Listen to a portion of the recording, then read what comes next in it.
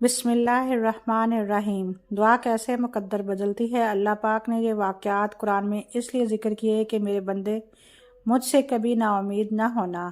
میں نے موسیٰ علیہ السلام کو فرعون کی گود میں پال کر دکھایا، اسماعیل علیہ السلام کو چھری کے نیچے بچا کر دکھایا، ابراہیم علیہ السلام کو جلتی آگ میں بچا کر دکھایا، مریم علیہ السلام کو بن باپ کے بیٹا دے کر دکھایا، یوسف علیہ السلام کو ایک قیدی سے بادشاہ بنا کر دکھایا۔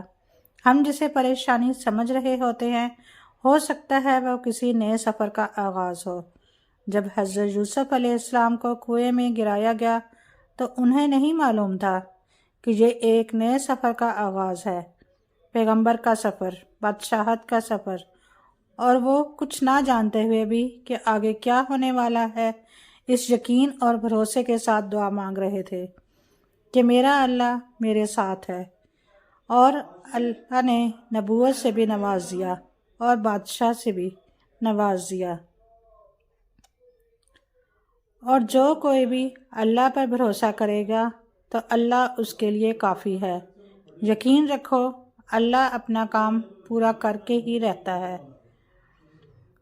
اس لیے ہمیں اللہ تبارک و تعالیٰ سے ہر وقت مانگتے رہنا چاہیے۔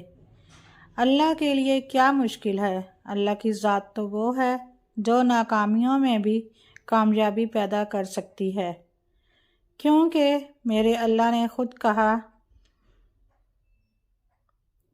جب کوئی ٹوٹ کر مجھے پکارتا ہے تو میں اس کی دعا قبول کرتا ہوں، اس کی تکلیف کو دور کر دیتا ہوں۔ سبحان اللہ۔